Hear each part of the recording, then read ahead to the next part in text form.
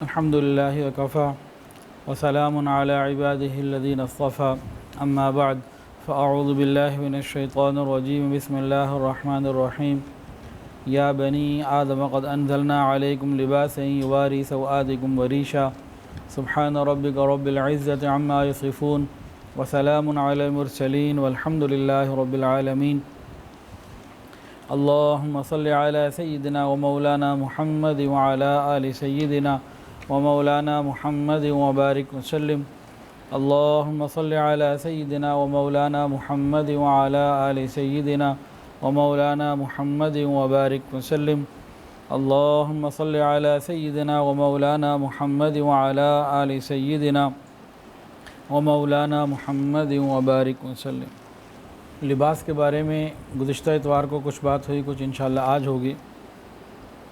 حیا اور پاک دامنی سیریز چل رہی ہے جس میں مختلف عنوانات سے بات چل رہی ہے۔ لباس اللہ رب العزت کی نعمتوں میں سے ایک نعمت ہے۔ بعض لوگ کہہ دیتے ہیں کہ لباس کے بارے میں کوئی ایسی تفصیل نہیں یا کوئی ایسی خاص تاکید نہیں ہے، جو چاہو پہن لو، جیسا چاہو پہن لو۔ یہ ان کی کم علمی کی باتیں ہیں۔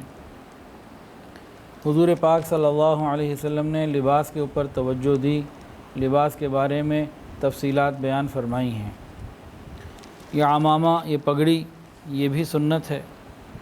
ایک صحابی ہیں حضرت عمر ابن حریث رضی اللہ تعالی عنہ، فرماتے ہیں کہ وہ خوشنما اور پروقار منظر آج بھی میری نگاہوں کے سامنے ہے کہ جب حضور صلی اللہ علیہ وسلم ممبر پر بیٹھے ہوتے، خطبہ پڑھ رہے ہوتے اور سیاہ عمامہ، کالے رنگ کا عمامہ آپ کے سر کے اوپر ہوتا اور اس کا شملہ جو ہے دونوں شانوں کے درمیان ہوتا۔ وہ منظر آج بھی میری آنکھوں کے سامنے ہے۔ نبی علیہ السلام نے فرمایا عمامہ باندھو، عمامہ باندھا کرو۔ تو یہ سنت رسول اللہ صلی اللہ علیہ وسلم ہے۔ ایک حدیث کے اندر آتا ہے، فرمایا کہ عمامہ باندھو، اس سے تمہارے حلم اور بردباری میں اضافہ ہوگا، وقار میں اضافہ ہوگا۔ وکان اللہ علیما حلیما، اللہ تعالیٰ حلیم ہے، حلم والے ہیں۔ تو یہ خدائی صفت عمامے کی برکت سے انسان کو ملتی ہے۔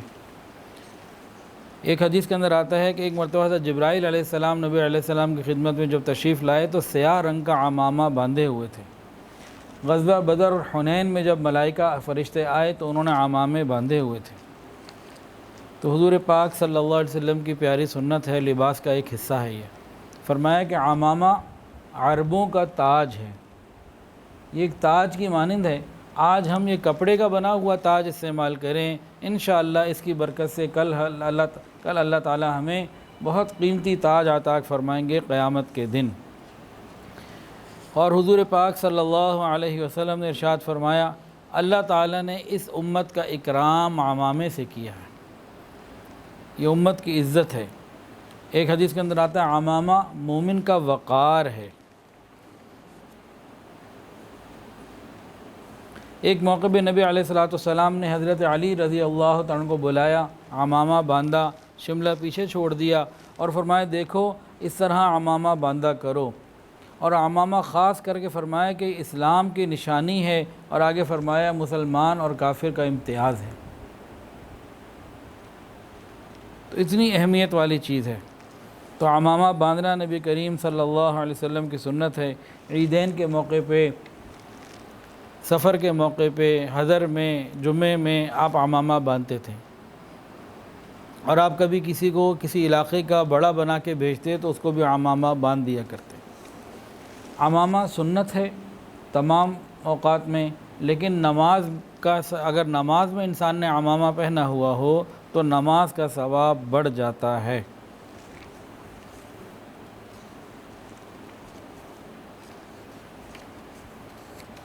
لباس کے اندر پاکیزگی کا خیال رکھنا بہت ضروری ہے، پاکی ناپاکی کا اور لباس کی صفائی کا۔ ہم میں سے بہت سارے لوگ دھوکے میں پڑ جاتے ہیں۔ ہم نے دیکھا سڑکوں کے کناروں کے اوپر، کہیں بعض دفعہ کسی مزار کے پاس، بعض دفعہ کسی پل کے نیچے، کہیں سڑک کے اوپر گندے پہنے ہوئے گندے کپڑے پہنے ہوئے لوگوں کو لوگ عزت دے رہے ہوتے ہیں اور لوگ ان کو ولی اللہ سمجھ رہے ہوتے ہیں۔ تو یہ لوگوں کی بہت بڑی بھول ہے۔ حضور پاک صلی اللہ علیہ وسلم نے صفائی کو پسند فرمایا، صفائی کو نصف ایمان قرار دیا گیا۔ تو یہ گندے میلے کچیلے کپڑے، ایک ہوتا ہے نا پرانے کپڑے ہو جانا لیکن صاف ہونا، وہ اور چیز ہے۔ ان کے اندر رفو ہوا ہوئے، پیبند لگے ہوئے، وہ اور چیز ہے۔ مطلب کپڑے ایسے گندے کالے اور مٹی سے خراب جس میں غالب گمان ہے کہ ناپاک بھی ہوں، یہ کسی ولی اللہ کی شان نہیں ہو سکتے۔ کافی پرانی بات ہے، شاید 15-18 سال پرانی، 15-17 سال پرانی۔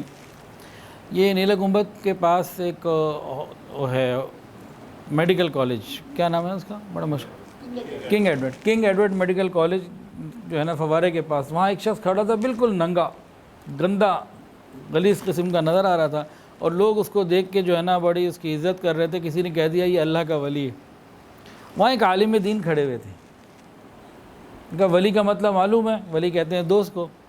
اب تم جتنے یہاں کھڑے ہو اس کو محبت سے دیکھ رہے ہو، ان میں سے تم میں سے کون ہے جو اس کو اپنا دوست بنائے اور اپنے گھر لے کے جائے؟ سارے چپ۔ کہ تم اپنا دوست بنانا پسند نہیں کرتے، اللہ کا دوست قرار دے رہے ہو اس کو۔ تو لباس کی پاکیزگی اور صفائی، جسم کی پاکیزگی اور صفائی، یہ دین کا حصہ ہے۔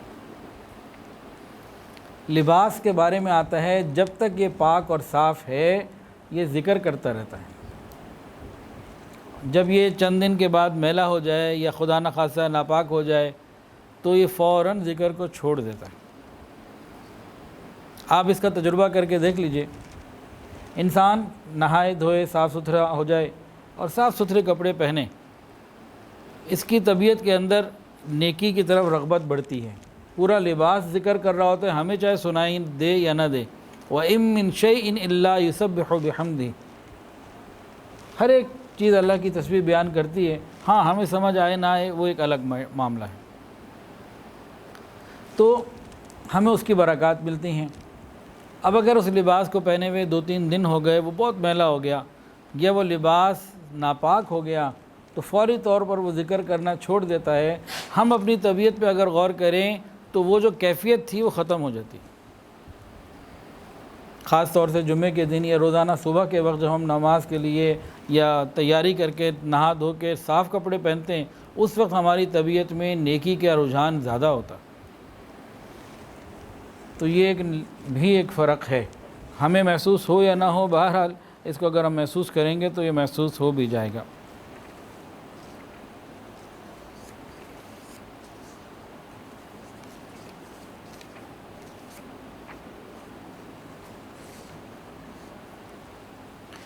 لباس میں رسول اللہ صلی اللہ علیہ وسلم کو کرتا بہت پسند تھا کہ اس کے اندر بہت سارے اعتبار سے سادگی بھی ہے، جسم کی سطر کی حفاظت بھی ہے، سطر کا چھپنا بھی ہے، کہ سطر پوشی اس کے اندر بہت زیادہ ہے، کھلا بھی ہوتا ہے، زیادہ ٹائٹ نہیں ہوتا، جس کی وجہ سے اعضاء کا ابھار بھی نظر نہیں آتا اور پہننے میں بھی آسان رہتا ہے۔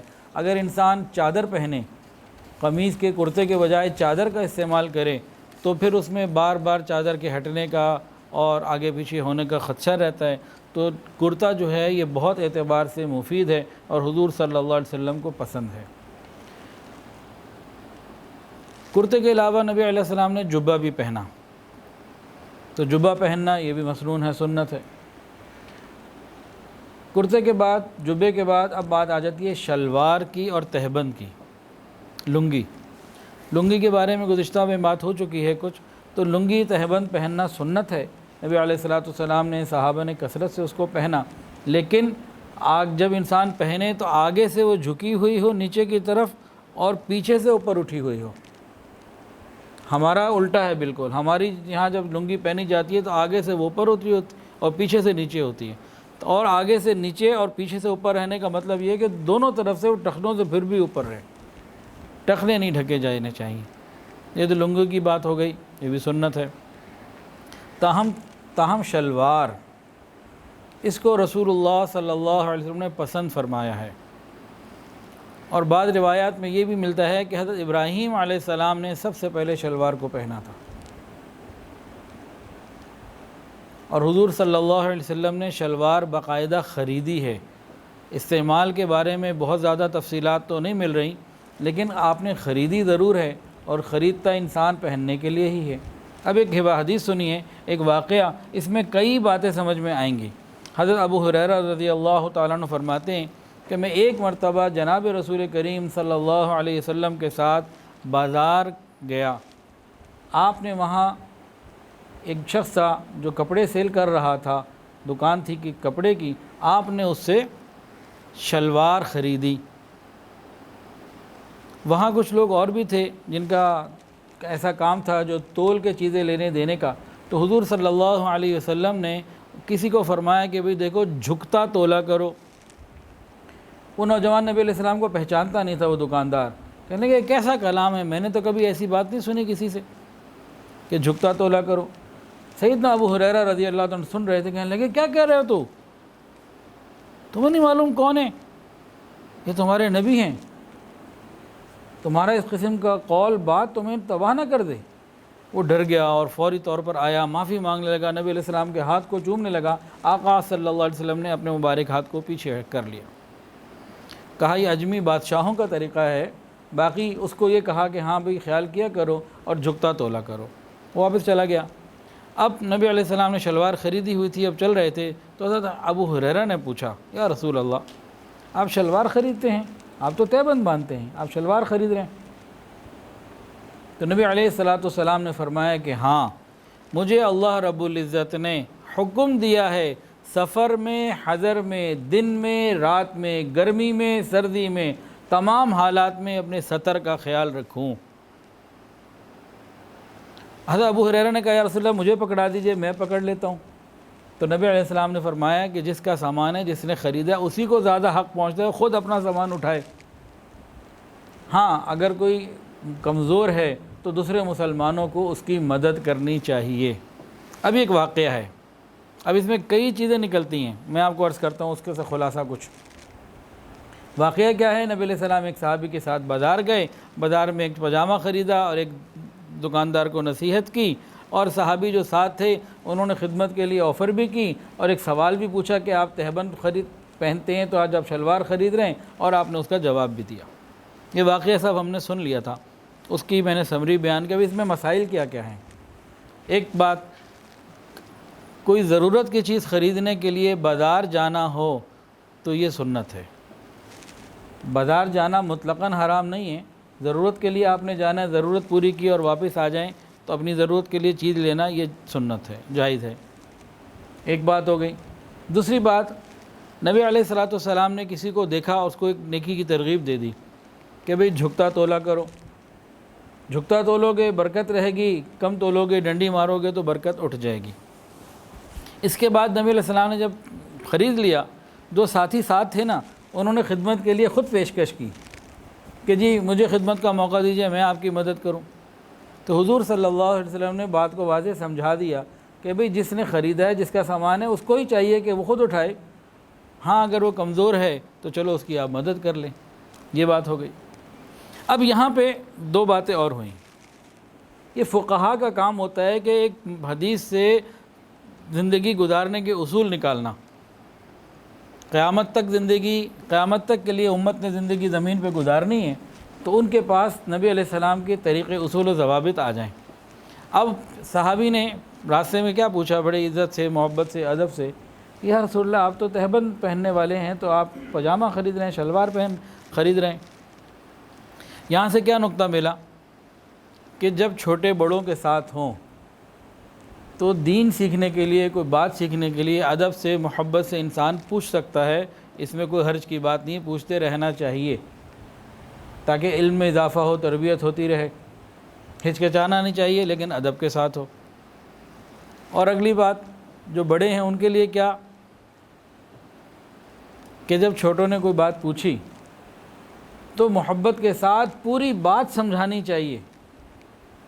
آپ یہ بھی تو کہہ سکتے تھے ہاں میں نے خرید لیے، میں پہن لوں گا، بات ختم ہو جاتی، مکمل ہو جاتی، جواب مل جاتا۔ لیکن رسول اللہ صلی اللہ علیہ وسلم نے مکمل ایک بریفنگ دی۔ کیا بریفنگ دی؟ فرمایا کہ رات میں بھی، دن میں بھی، سفر میں بھی، حضر میں بھی مجھے تو اللہ رب العزت نے سطر پوشی کا حکم دیا ہے، یعنی بات کو بریفلی سمجھا دینا، اس سے بہت زیادہ آسانیاں ہوتی ہیں۔ ہمارے ہاں کیا ہوتا ہے، گھروں میں والدین، اداروں میں اداروں کے بڑے یہ بات کو بریفلی سمجھاتے نہیں ہیں، جب نہیں سمجھاتے تو پھر اگلے کو پتہ ہی نہیں چلتا کہ کرنا کیا ہے، منشا کیا ہے۔ جب پوری بات سمجھ میں آ گئی تو مسئلہ حل ہو جاتا۔ ایک مرتبہ کی بات ہے، میں دکان پہ بیٹھا ہوا تھا تو میرے کزن بھی آئے ہوئے تھے، شالوی میں ہم بیٹھے ہوئے تھے، اسٹریٹنر امپورٹ ہوئے تھے ہمارے، ان کی پیکیجنگ کا کوئی مسئلہ تھا، پیکنگ وہاں سے چائنا سے آتے ہوئے کچھ مسئلہ تھا، پیکنگ بنانی تھی، تو اب اس میں 5-6 سائز کے تھے۔ اب اس نے، میرے کزن نے کہا سیلز مین کو کہ بھئی جی ایک اسٹریٹنر لے کر آؤ جو سب سے بڑا ہو۔ ہم چاہ یہ رہے تھے، اصل میں چاہ ہم یہ رہے تھے کہ 3-4-5 سائز کی ہیں، کوئی لمبا ہے، کوئی چھوٹا ہے، کوئی چوڑا ہے، ایک ڈبہ بنے جس میں سارے قسم کے آ جائیں، ہم یہ چاہ رہے تھے۔ اب اس نے لڑکے کو بلایا، کہا کہ بھی جو سب سے بڑا ہے وہ لے کر آؤ، وہ لے کر آ گیا۔ اس کے بعد اس کو دوبارہ بھیجا کہ جاؤ اب جو سب سے چھوٹا ہے سارا وہ تلاش کر کے لاؤ ڈبوں میں سے جو ڈبے پڑے ہوئے ہیں۔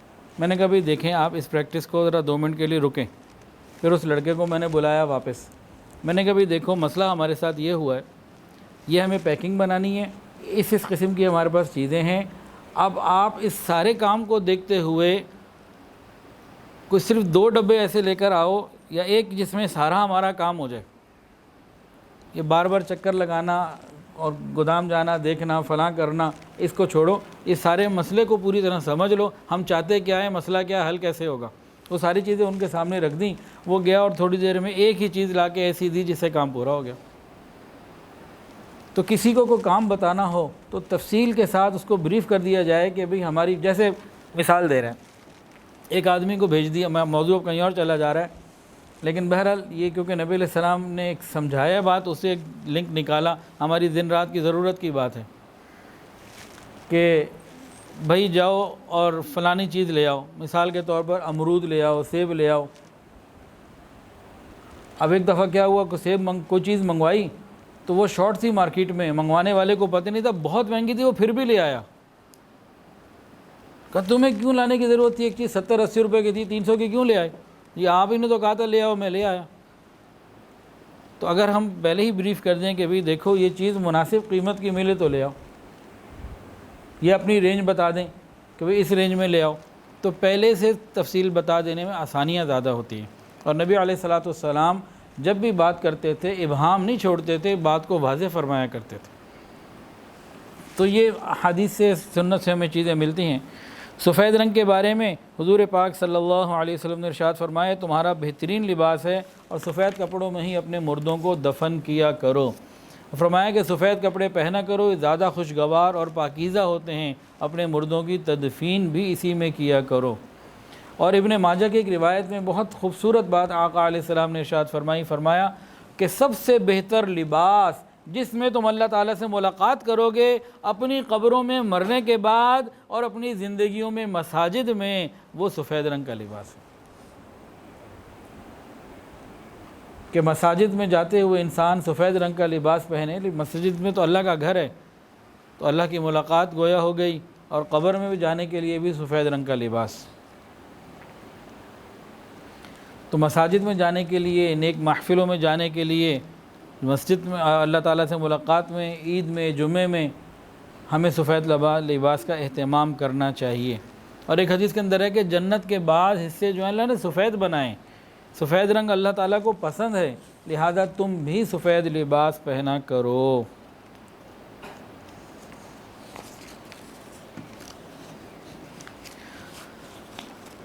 شلوار کہاں تک ہو اور قمیض یا کرتا کہاں تک ہو، اس کے بارے میں بھی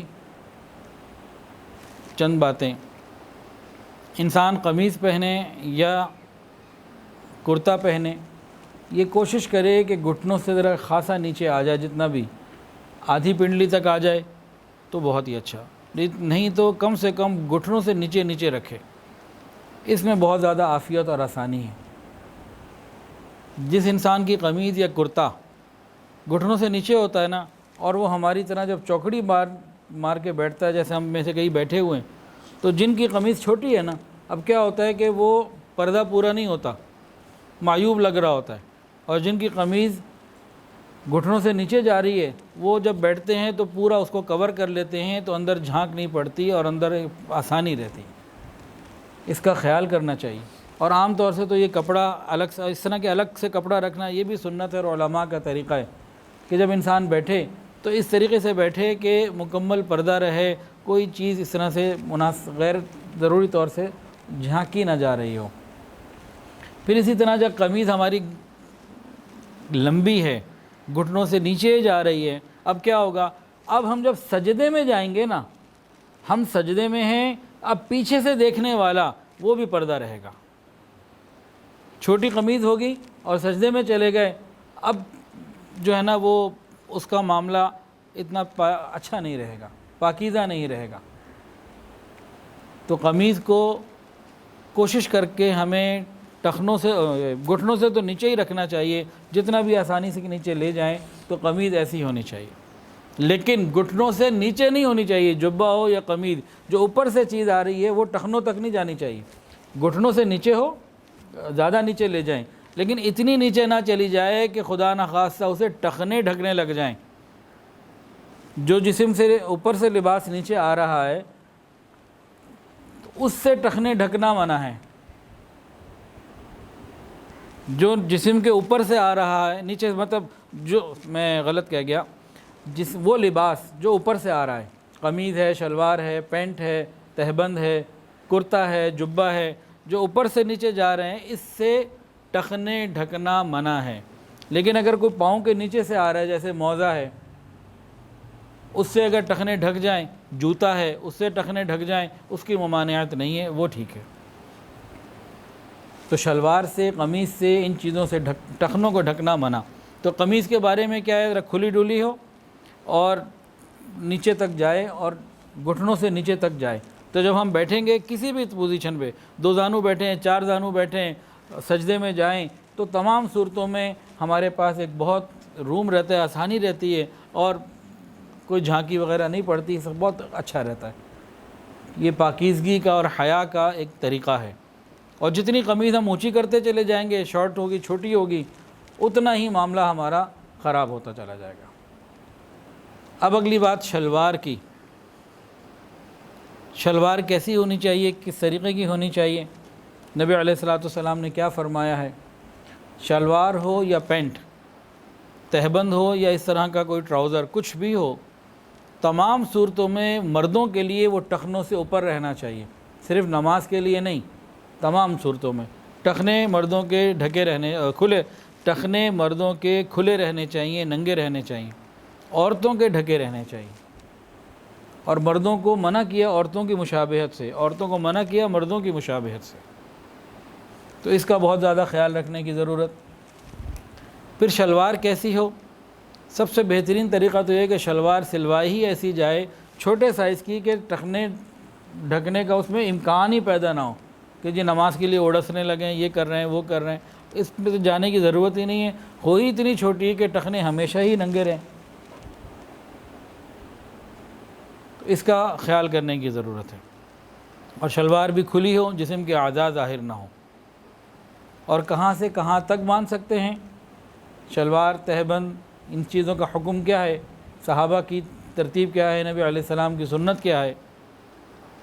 نصف ساق، آدھی پنڈلی تک ہو یا اس سے نیچے، اور جتنا جانا چاہیں ٹخنوں سے اوپر تک جا سکتے ہیں. شلوار یا لنگی وغیرہ جب ہم پہنیں تو نیچے وہ جائے گی تو آدھی پنڈلی تک جائے،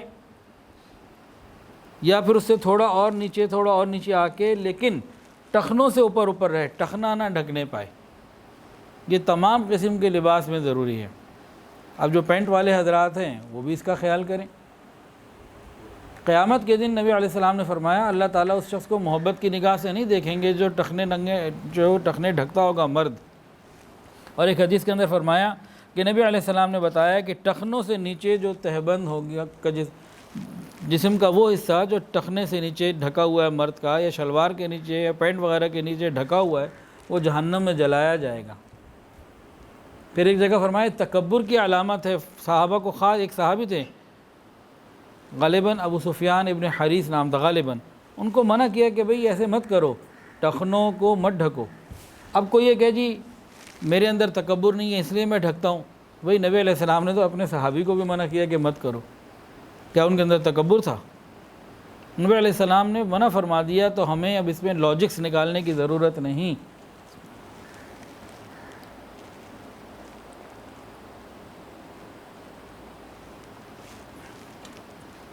اور ایک روایت میں آتا ہے رسول اللہ صلی اللہ علیہ وسلم نے ارشاد فرمایا کہ تم تہبند اس طرح باندھو جس طرح فرشتے باندھتے ہیں۔ پوچھا کہ یا رسول اللہ فرشتے کیسے باندھتے ہیں؟ فرمایا کہ نصف پنڈلی تک، آدھی صاف،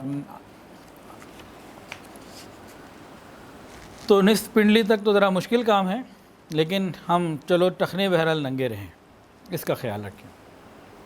اب شلوار اور تہبند، ان میں سے کیا بہتر ہے؟ ان دونوں میں سے کیا بہتر ہے؟ شلوار ہے، تہبند ہے، ان میں سے کیا بہتر ہے؟ سنت تو دونوں ہیں۔ تہبند کو نبی علیہ السلام نے زیادہ استعمال کیا، لنگی کو، لیکن ہم لوگوں کے لیے کیا چیز بہتر ہے؟ ہم لوگوں کے لیے شلوار بہت مناسب اور بہتر ہے، اس میں سطر بہت زیادہ ہو جاتا ہے، اچھے طریقے سے ہو جاتا ہے، دن ہو یا رات، ہم لیٹے ہوئے ہیں، بیٹھے ہوئے ہیں، چل رہے ہیں، پھر رہے ہیں، سطر جو ہے وہ صحیح رہتا ہے۔ لنگی کی صورت میں کئی دفعہ پریشانیاں آ جاتی ہیں، اور حضرت عثمان غنی رضی اللہ تعالی عنہ، ان کی حیا کا ایک واقعہ سن لیجئے، اور پھر ان کی زندگی کے آخری اعمال میں سے ایک عمل سن لیجئے۔ ایک مرتبہ نبی علیہ السلام گھر میں بیٹھے ہوئے تھے، ایسے جیسے کوئی ریلیکس موڈ میں بیٹھا ہوتا ہے نا، نہ بالکل بیٹھا ہوا ہوتا ہے، نہ بالکل بندہ لیٹا ہوا ہوتا، تو ایک ریلیکس موڈ میں تھے، اتنے میں نوک ہوا۔ کون؟ ابو بکر۔ اندر آنے کی اجازت چاہتا ہوں، آ جائیں۔ اندر آ گئے، بات چیت شروع ہو گئی۔ صدیق اکبر رضی اللہ تعالیٰ عنہ، نبی علیہ السلام بات چیت کر رہے ہیں، اور آقا اپنی اسی پوزیشن پہ بیٹھے ہوئے ہیں جیسے تھی، ایک ریلیکس موڈ میں نا۔ دوبارہ نوک ہوا۔ کون؟ عمر۔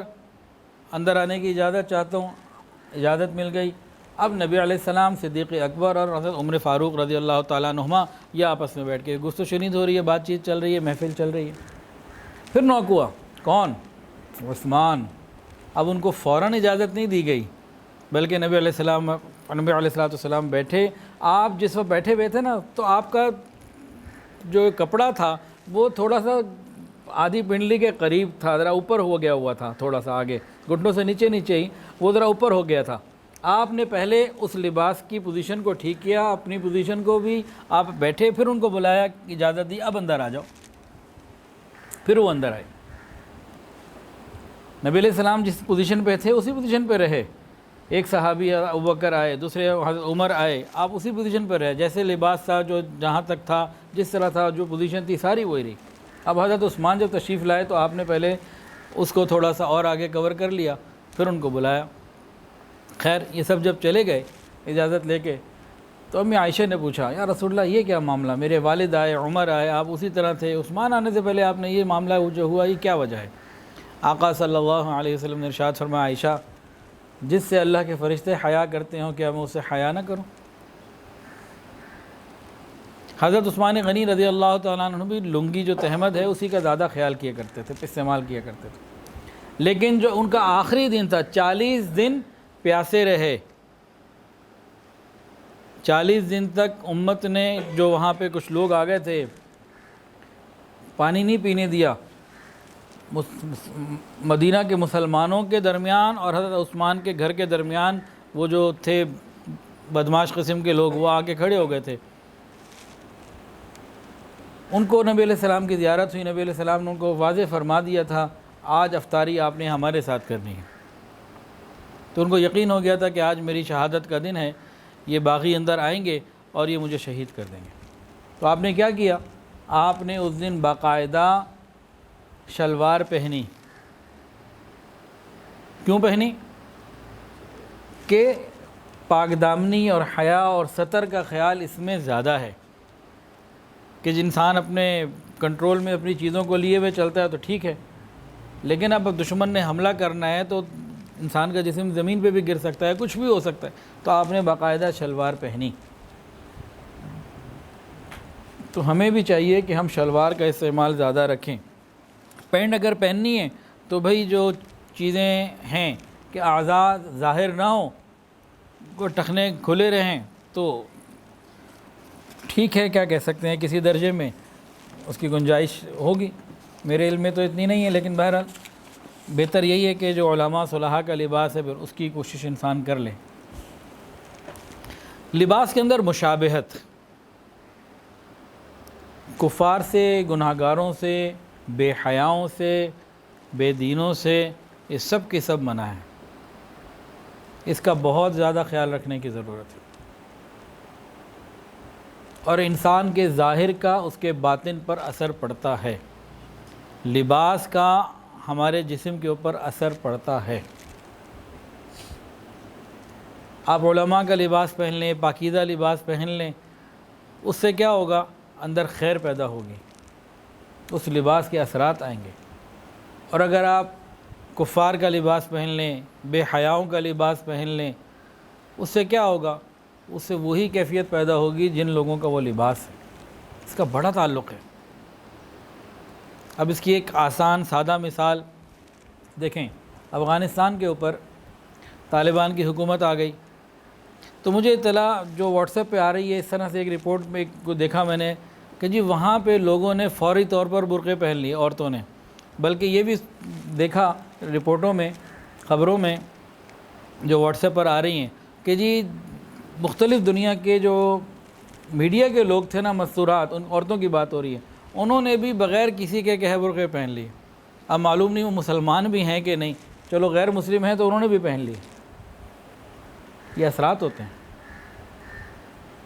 جیسا کیا کہتے ہیں پانی دریا میں ہوتا ہے نا، تو نہروں میں بھی ویسے ہی جاتا ہے۔ تو جو بھی ملک کے بڑے لوگ ہوتے ہیں، ان کے لباس کا اور اس طبقے کے لباس کا اثر عوام میں آتا ہے۔ یہ ہم نے اپنی آنکھوں سے یہاں دیکھ بھی لیا، سننے میں آ رہا ہے یہ۔ تو لباس کا ایک اثر ہوتا ہے اور ظاہر کا اثر ہوتا ہے۔ بہت سے لوگ کہتے ہیں جی ظاہر میں کیا رکھا ہے، تو اس کے بارے میں 2-3 باتیں۔ آپ نے جناب صاف ستھرا لباس پہنا، نہا دھو کے خوشبو لگائی، اب آپ کہیں جانا چاہ رہے ہیں، کسی سے ملاقات کے لیے، کوئی فنکشن میں جانا ہے، ضروری جانا ہے، اب آپ نکل کے بیڈ روم سے باہر جا رہے ہیں کہ میں جناب جوتے پہنوں اور باہر جاؤں، اتنے میں آپ کا چھوٹا بچہ آیا، اس کے ہاتھ میں ناپاکی لگی ہوئی تھی، وہ آیا اور ابو ابو ابو کہہ کے، پاپا کو کبھی کہہ کے جناب وہ لپٹ گیا، اور اس کے ہاتھوں کے جو نجاست تھی اور جو خرابی تھی وہ آپ کے کپڑوں پہ لگ گئی۔ اب یہ نشان ظاہر پر لگا یا باطن پر؟ ظاہر پہ لگا ہے نا، تو کیا اس سارے معاملے کا دل پہ اثر آئے گا کہ نہیں آئے گا؟ اب کوئی کہے کہ نہیں آئے گا، یہ ہو ہی نہیں سکتا۔ تو ظاہر کا اثر انسان کے باطن تک پہنچتا ہے۔ ایک اور مثال، ایک نوجوان کے لیے اس کی والدہ لڑکی تلاش کر رہی ہے کہ اچھی لڑکی میں لے شادی کر لوں۔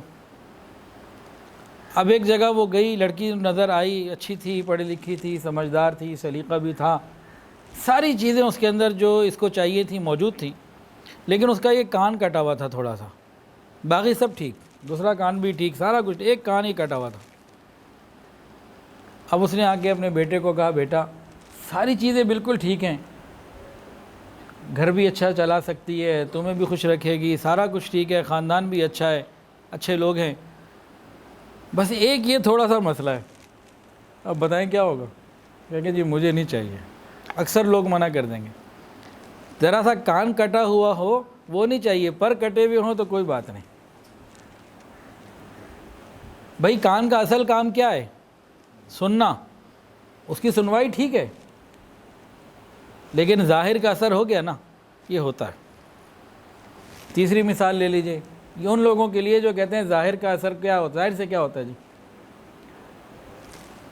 گھر میں مہمان آ گئے، بیگم نے آپ کو کہا جائیں جی امرود بھی لے آئیں اور انگور بھی لے آئیں۔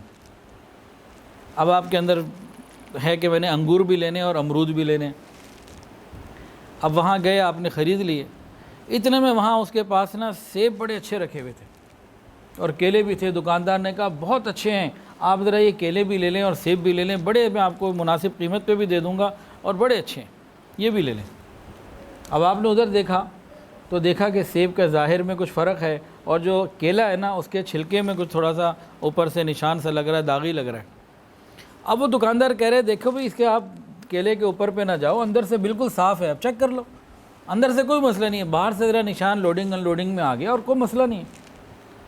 آپ دیکھ کے چھوڑ دیتے ہیں کہ نہیں مہمانوں کے سامنے رکھنے تو اس کا ظاہر بھی ٹھیک ہونا چاہیے، تو ظاہر کا اثر تو پڑتا ہے، یہ کیسے کہہ دیتے ہیں کہ ظاہر کا اثر نہیں پڑتا۔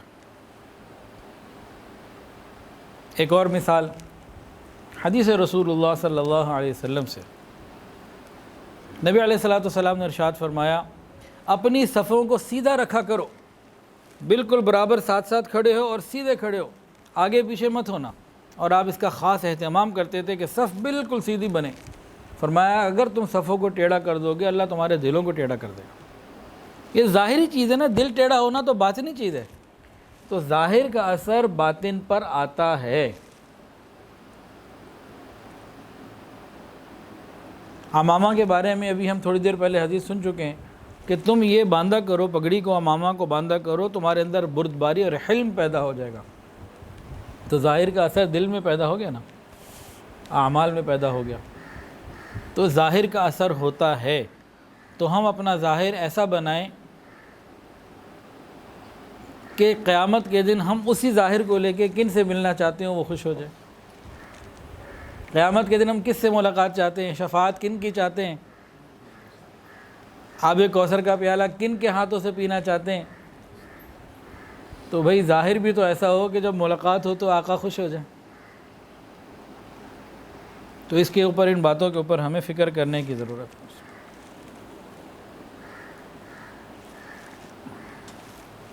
زندگی ہم گزاریں یہود و نصارہ کے لباس میں، ان کے طور طریقوں اور اطوار میں، اور قیامت کے دن ہم یہ چاہیں کہ نبی علیہ الصلوۃ والسلام کی شفاعت ملے، آقا سامنے آئے تو گلے لگا لیں، سینے سے لگا لیں۔ تو بہرحال چاہے لباس سستا ہو یا مہنگا، قیمتی ہو یا عام ہو، صحابہ کرام کی، نبی علیہ الصلوۃ والسلام کی، اکابرین کی، سلف صالحین کی عمومی ترتیب تو یہی تھی کہ کم قیمت لباس ہوتا۔ نبی علیہ السلام 5-6 درہم 10 درہم کا لباس پہن لیا کرتے تھے، لیکن ایک مرتبہ نبی علیہ السلام کے پاس ایک چادر آئی جو 1000 درہم کی تھی، اور ایک مرتبہ نبی علیہ الصلوۃ والسلام کے لیے ایک جوڑا خریدا گیا۔ آپ نے جو جوڑا خریدا اس کی قیمت 27 اونٹ کے برابر تھی، 27 اونٹ کے برابر تھی۔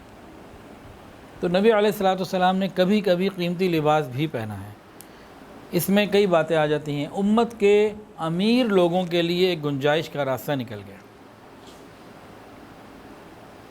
لیکن عام آپ نے ہلکا ہی پہنا، کم قیمت کا پہنا، تاکہ غریبوں کے ساتھ ایک تعلق باقی رہے اور ان کے دل جو ہے وہ جڑے رہیں ان کے لیے بھی، کہ ان کے دل میں یہ خیال نہ آئے کہ ہمارے پاس قیمتی جوڑے نہیں۔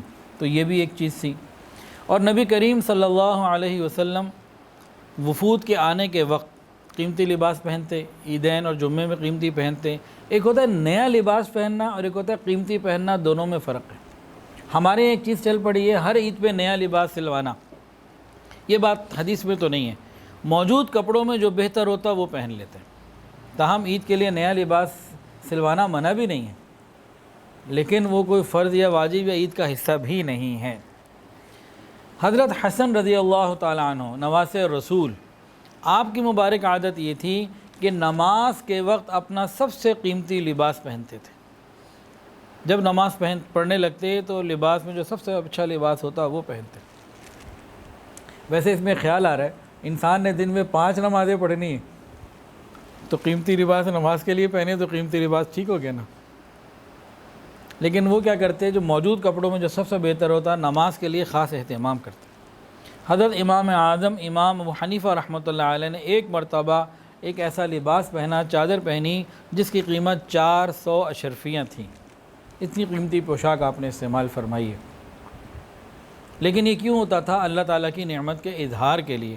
دل کے اندر تکبر، ریاکاری، دکھاوا، شہرت اور یونیک لگنا، اور پوری محفل میں یونیک لگنا اور ڈسکشن میں کہ میرا تذکرہ ہو، میرے لباس کی باتیں ہوں، یہ سب نہیں۔ اللہ کا انعام ہے، اللہ کا دیا ہوا مال ہے، بہت بڑے تاجر تھے۔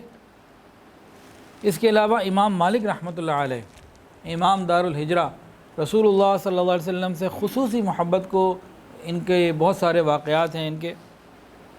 آپ کی بڑی عجیب عادت تھی، اللہ تعالیٰ نے آپ کے لیے ایسا انتظام کر دیا، اللہ اکبر کبیرہ، ہمیشہ نفیس اور عمدہ لباس پہنتے تھے، اور ان کے کسی ساتھی نے، مرید نے ان کے لیے ایسا انتظام کر دیا تھا کہ وہ روزانہ بالکل نیا جوڑا پہنتے، اور دوسرے دن پھر نیا جوڑا، اگلے دن پھر نیا جوڑا، اور وہ جوڑا بھی استعمال ایک دن کر لیتے، شام کو یا اگلے دن وہ آگے ہدیہ کر دیا کرتے تھے۔ تو ایسا بھی رہا، لیکن یہ سب کچھ تب ہوتا ہے جب دل میں لباس کی وجہ سے اثر نہ آئے۔ انسان نے قیمتی لباس پہنا، اب اس لباس کی وجہ سے دوران نماز بھی اس کی توجہ لباس کے اوپر ہے، تو یہ لباس تو اس کو خراب کر رہا ہے۔ کہیں بھی جا رہا ہے، لوگوں میں جا رہا ہے، اس کو یہ محسوس ہو رہا ہے کہ میں نے اتنا قیمتی لباس پہنا ہوا ہے۔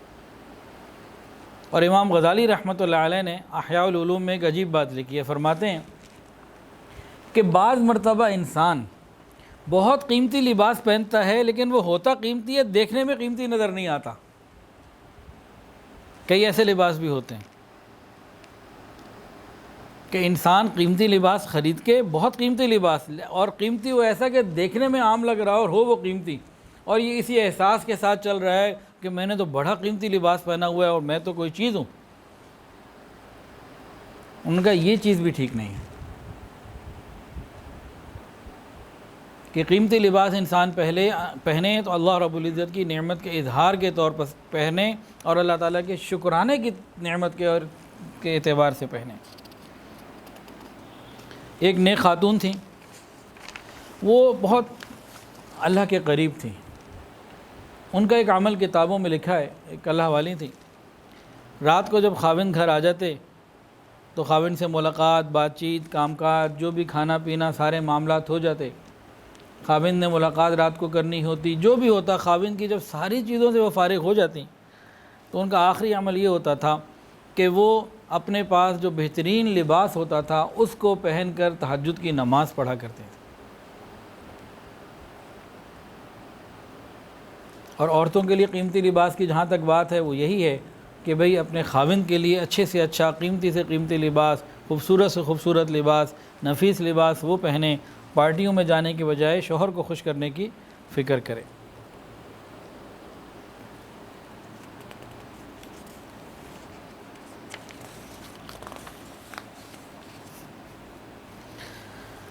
جو لباس ہمیں ملتا ہے اس کا ایک حق بھی ہے۔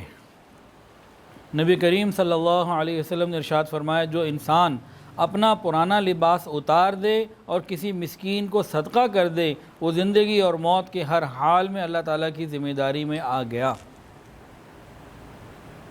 لباس میں یہ بھی ترتیب ہوتی ہے کہ انسان اپنے لیے لباس سلوائے، اور جب نیا لباس اس کے لیے آ جائے، جب اللہ اس کو عطا فرمائے، تو وہ پرانا لباس آگے کسی کو ہدیہ کر دے، صدقہ کر دے، کوئی اور اس کو پہن لے۔ تو یہ ترتیب بھی بہت مناسب ہے۔ اور لباس کے اندر رفو کا ہو جانا اور پیوند کا لگ جانا، اس سے گھبرانا نہیں چاہیے، انسان اس کو استعمال کرے۔ صحابہ نے کیا، امی عائشہ نے کیا، حضرت عمر نے کیا، اور صحابہ نے کیا رضوان اللہ تعالی علیہم اجمعین۔ تو لباس اگر پھٹ جائے اس کو رفو کرا کے پہن لینا، یہ عمل اچھا ہے، کرنا چاہیے۔ تاہم ایک آدمی ایسا ہے جس کو لوگ دیکھتے ہیں اور اس کو اللہ نے وسائل بھی خوب دیے ہوئے ہیں، وہ اگر ایسا نہیں کرے تو گنجائش ہے، لیکن عام آدمیوں کے لیے، عوام کے لیے تو اس میں کوئی قباحت والی بات نہیں ہے۔ لیکن بعض لوگ ایسے ہوتے ہیں کہ ان کے جیسے نبی علیہ السلام وفود جب آتے تھے تو ان کے لیے اہتمام کے ساتھ تیاری کیا کرتے تھے۔ تو سب کے اپنے اپنے حالات ہوتے ہیں، تو عمومی طور پر اگر لباس میں پیوند کاری ہو یا رفو ہو تو پھر اس میں کوئی حرج والی بات نہیں ہے۔ اب ہم کیا کریں؟ سب سے پہلے ہم اپنے گھروں میں سطر کو نافذ کریں۔ پچھلے بیان کا اور آج کے بیان کا اب خلاصہ یہی ہے، اب ہم کریں کیا، لائن آف ایکشن کیا ہو؟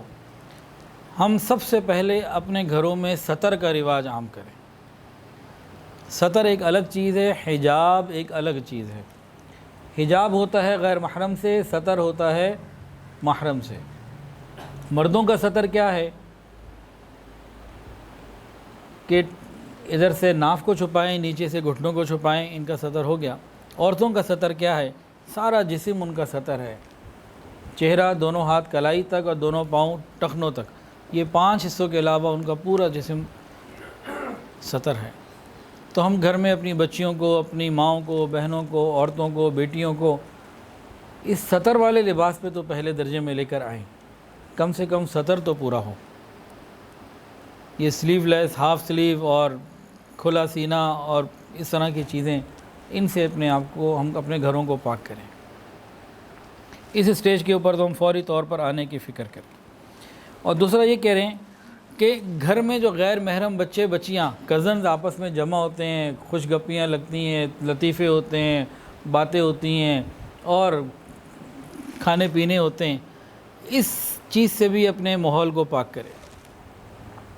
شروع میں تو یہ اچھا لگتا ہے، چلتا ہے، لیکن اس طرز عمل سے کرتے کرتے کرتے دلوں کے اندر ایک مرض پیدا ہو جاتا ہے، جس کو ہم کہتے ہیں ان دونوں کی محبت ہو گئی۔ ایک منفی چیز کو محبت کا نام دینا بھی ٹھیک نہیں ہے، وہ ایک روگ ہے، ایک بیماری ہے۔ بیماری کو محبت کہنا تو ٹھیک نہیں ہے، قرآن نے اس کو بیماری کہا ہے، اور اس بیماری کی وجہ سے بہت ساری تباہیاں آتی ہیں۔ اسلام تو محبت پھیلانے کا دین ہے، بہت طریقے بتائے ہیں محبت کو اپنانے کے اور محبت کو عام کرنے کے، پھیلانے کے۔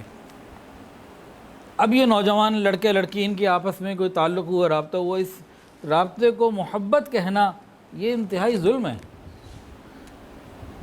یہ ایک منفی چیز ہے، نیگیٹو چیز ہے، یہ مرض ہے۔ قرآن نے اس کو مرض کہا، فَلَا تَخْضَعْنَ بِالْقَوْلِ فَيَطْمَعَ الَّذِي فِي قَلْبِهِ مَرَضٌ، قرآن اس کو مرض کہہ رہا ہے۔ تو ہم اپنے گھروں میں اب اس بات کی فکر کریں کہ ستر کے مطابق لباس ہو، عورتوں کے لباس پہ، بچیوں کے لباس پہ ہم غور کریں۔ چھوٹی بچیوں کو بھی برقع، جیسے ہی وہ 10 سال 11 سال کی بلوغ کے قریب ہو جائیں، ان کو برقع پہنانے کی ترتیب بنائیں، اور جو بہت چھوٹی ہیں 3 4 سال 5 سال کی، ان کے سروں پہ دوپٹے ہونے چاہیے۔ آج ہمارے گھروں میں چھوٹی بچیوں کے دوپٹے تو ناپید ہو گئے ہیں، ختم ہوتے جا رہے ہیں۔ بہت ساری مائیں خود برقع پہنتی ہیں، لباس ان کا ٹھیک ہوتا ہے، لیکن اپنی بچیوں کے بارے میں جو 5 7 سال کی ہو چکی ہیں، لباس کے بارے میں بے فکر، ان کو پینٹ پہنا رہی ہیں، ان کو ٹائٹس پہنا رہی ہیں، ان کو فراک پہنا رہی ہیں، ان کو بے حیائی والا لباس پہنا رہی ہیں۔ یہ سمجھتی ہیں کہ میں نے اپنا لباس ٹھیک کر لیا، برقع پہن لیا تو بچیوں سے میں بے فکر ہو جاؤں۔ انتہائی غلط ہے یہ۔ ہمارے گھر میں ہماری بچیوں کے سر نہیں ڈھکے ہوئے، چھوٹی بچیوں کے 4 5 6 7 سال کی بچیاں، ان کے سر ڈھکے ہونے چاہیے۔ جب ہمارے گھر میں ہماری 7 8 سال کی بچی کا سر نہیں ڈھکا ہوا، بالغ ہو کے بھی یہ نہیں ڈھکے گی، شادی کے بعد بھی نہیں ڈھکے گی، اور یہ سارے کا سارا ماں باپ پہ جائے گا کہ ماں باپ نے شروع میں ایسی تربیت ہی نہیں کی۔ اس کے اوپر ایک تھوڑا سا ہم غور کر لیں۔ 14 اگست 1947 قیام پاکستان، اس وقت ہمارا لباس کیا تھا، ہماری عورتوں کا لباس کیا تھا؟ آج 2021 ہم کہاں تک آ چکے ہیں؟ 1947 میں جن ماؤں نے شٹل کاک برقع پہنا ہوا تھا، ایک آنکھ کھلی ہوتی تھی، انہوں نے اپنی بچیوں کو ترقی کے نام پر یا کسی بھی نام پر ان کو سادہ کالے رنگ کا برقع پہنایا، پھر ان بچیوں نے دوبارہ وہ ماں والا برقع نہیں پہنا۔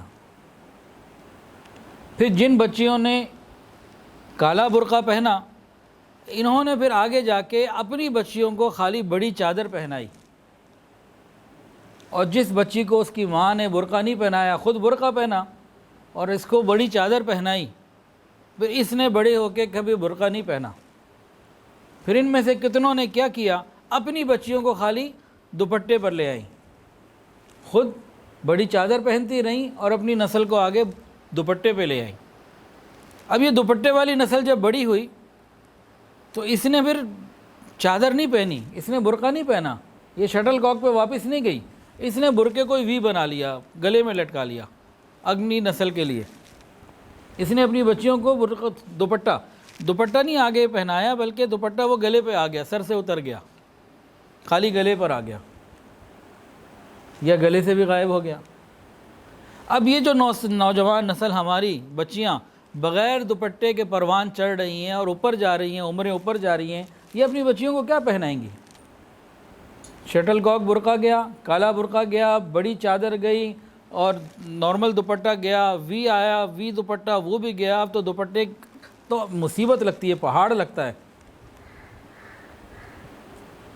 کئی گھر ہمارے معاشرے میں ایسے ہیں کہ اس میں بچیاں 5 سال کی 10 سال کی بھی ہیں، بالغ بھی ہیں، شادی شدہ بھی ہیں، اور نانی دادی بھی ہیں، اور پورے گھر میں کسی ایک کے پاس دوپٹہ نہیں ہے، اوپر سے لے کے نیچے تک کسی ایک کے سر پہ دوپٹہ نہیں ہے۔ کئی ایسے گھر موجود ہیں۔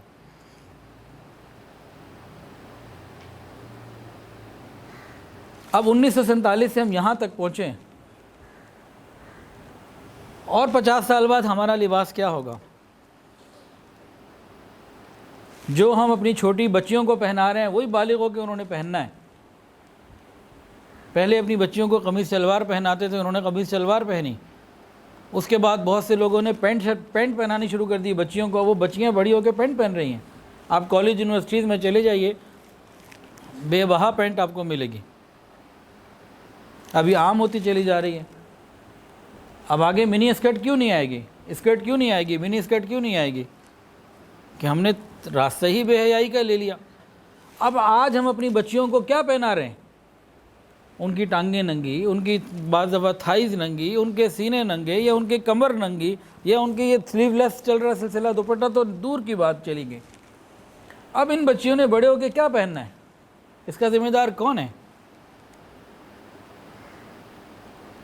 اگر ہم غور کریں 1947 میں ہمارا لباس کیا تھا اور آج ہم کہاں پہنچ گئے، اور 2047 میں ہم کہاں ہوں گے؟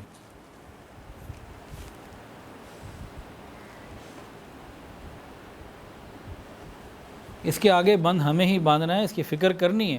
اپنے گھروں میں ہم سطر کو تو نافذ کریں،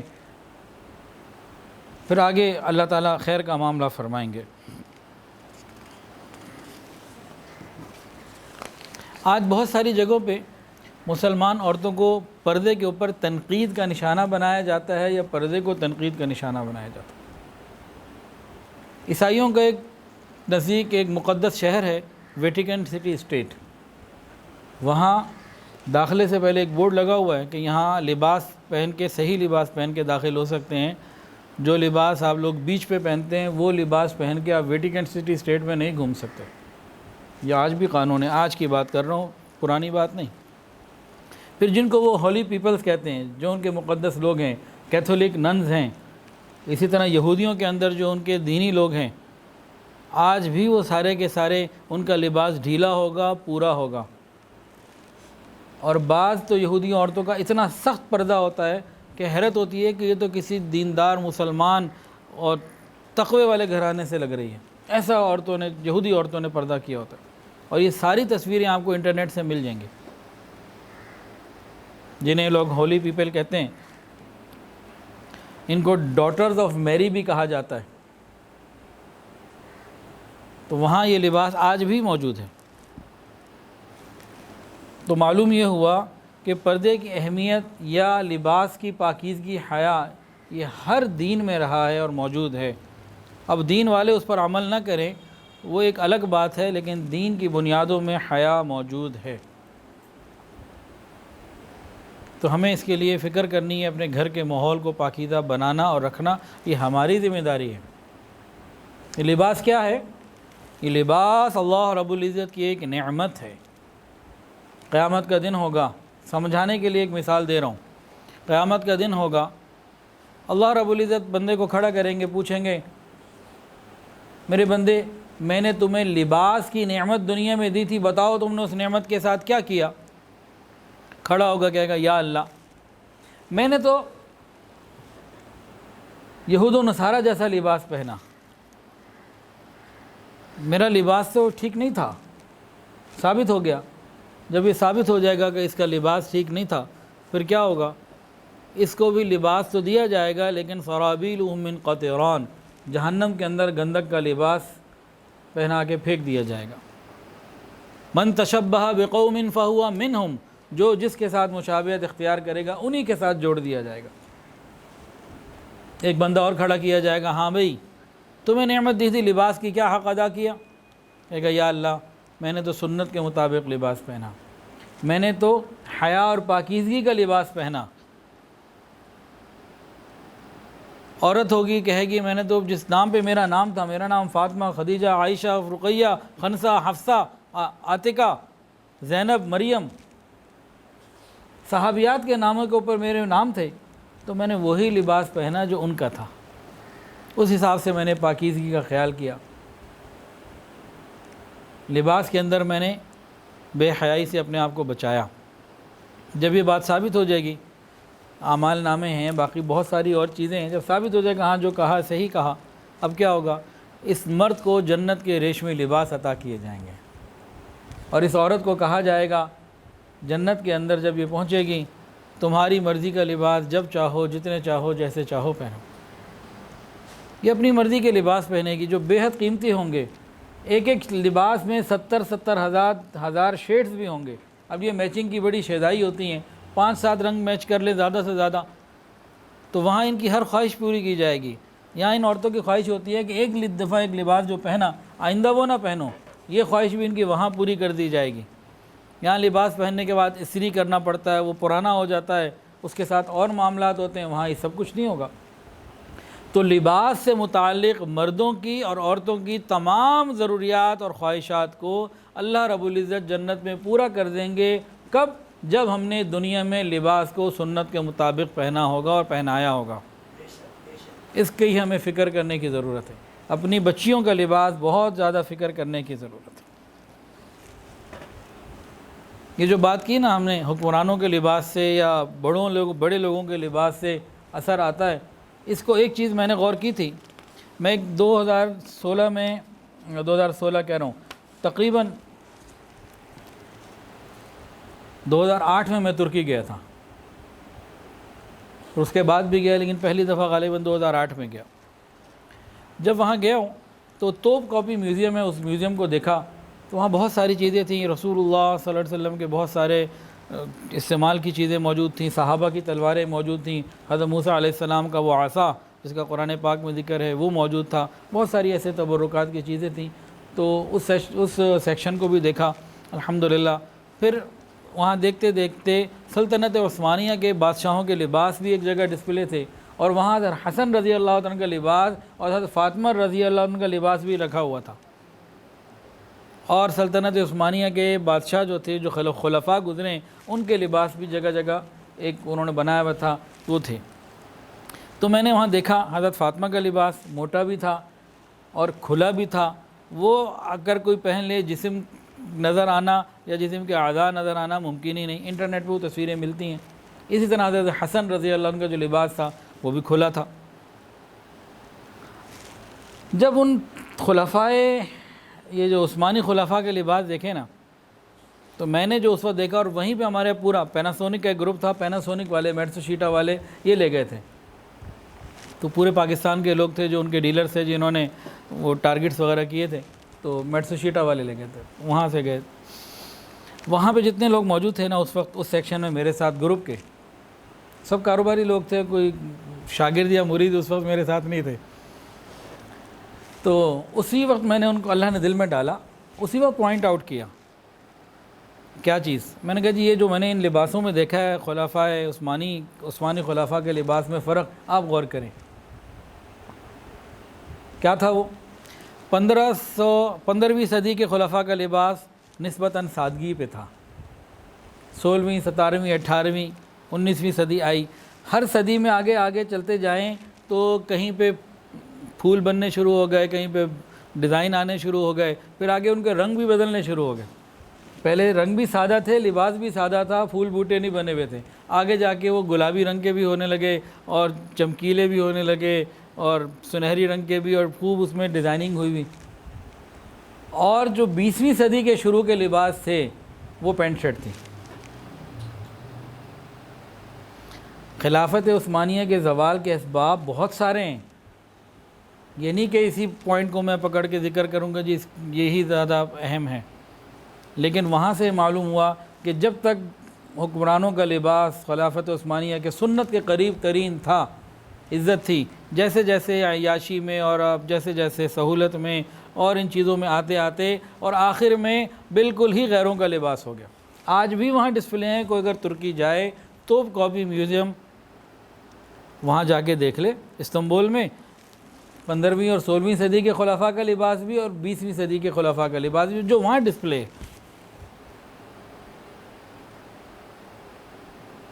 تو ہم جتنا اپنی اصل سے دور ہوتے جائیں گے رسوائی ہمارا مقدر بنتی چلی جائے گی۔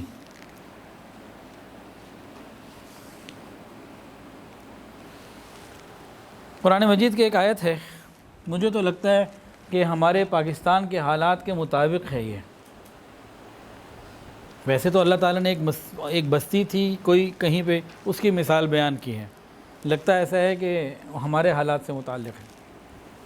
ضرب اللہ مثلا قریۃ کانت آمنۃ مطمئنۃ یأتیہا رزقها رغدا من کل مکان فکفرت بانعم اللہ فاذاقها اللہ لباس الجوع والخوف بما كانوا يصنعون۔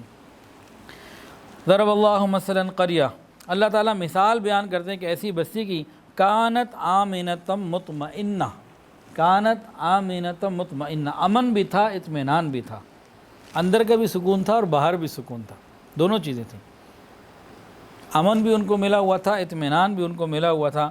یأتیہا رزقها رغدا من کل مکان، ہر طرف سے ان کو اللہ تعالیٰ کی نعمتیں مل رہی تھیں۔ فکفرت بانعم اللہ، انہوں نے اللہ تعالیٰ کی نعمتوں کی ناقدری کی، نعمت کو صحیح استعمال نہیں کیا، پھر کیا ہوا؟ فاذاقها اللہ لباس الجوع والخوف، اللہ تعالیٰ نے بھوک اور خوف کو ان کا لباس بنا دیا، بما كانوا يصنعون، ان کے کرتوتوں کی وجہ سے۔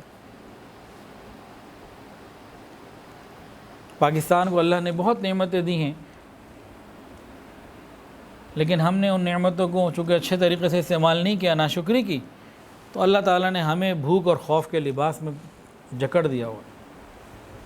اس بھوک اور خوف کے لباس سے ہم نکلنا چاہتے ہیں، ہر شخص تنگی میں، ہر شخص ایک جکڑے کے اندر ہے، ایک بڑا پریشان ہے، غریب کیا امیر کیا سب پریشان ہے۔ اس سے نکلنے کا، اس بھوک اور خوف کے لباس سے نکلنے کا طریقہ کیا ہے؟ ہم اتباع سنت پر آ جائیں، ہم حضور پاک صلی اللہ علیہ وسلم کے مبارک دین پر، مبارک طریقے پر واپس آ جائیں، اور اس کی ابتدا حیا اور پاک دامنی سے کریں، اس کی ابتدا اپنے جسم کے لباس سے کریں، اس کی ابتدا ہم اپنے گھروں کو پاکیزہ ماحول دینے سے کریں، انشاءاللہ العزیز آہستہ آہستہ آسانیاں آتی چلی جائیں گی۔ وآخر دعوانا ان الحمدللہ رب العالمین۔ اور لباس کے بارے میں ایک بات اور بھی، جو دنیا میں کسی کو لباس پہنائے گا اللہ تعالیٰ قیامت کے دن اسے لباس پہنائیں گے۔ جو دنیا میں کسی کو لباس پہنائے گا اللہ تعالیٰ قیامت کے دن اس کو جنت کے لباس پہنائیں گے، اور جو دنیا میں کسی کو پٹا کے، کسی کو ورغلا کے لباس اتروائے گا، خطرہ ہے کہ قیامت کے بھرے مجمع میں اللہ اسے بے لباس کھڑا کرے۔ اور جو خود اپنے لباس کو اتار کے ٹک ٹاک کے اوپر اور سوشل میڈیا کے اوپر اور یوٹیوب کے اوپر اپنا لباس اتار کے لوگوں کے سامنے عام کرے گا، تو کیا خیال ہے قیامت کے دن اس کو کوئی عزت کی چادر ملے گی؟ اگر توبہ نہ کی تو کسی کا لباس اتروانا یا اپنا لباس خود اتارنا اپنی مرضی سے، یہ قیامت کے دن ذلت و رسوائی کا ذریعہ بنے گا۔ ہاں، لباس پہنانا اور لباس کا خیال رکھنا، لباس کو سنت کے مطابق رکھنا، یہ قیامت کے دن ہمیں جنت کے لباس ملنے کا ذریعہ بنے گا۔ اب ہم قیامت کے دن کیا چاہتے ہیں اس حساب سے ہم سوچ لیں۔ وآخر دعوانا ان الحمدللہ۔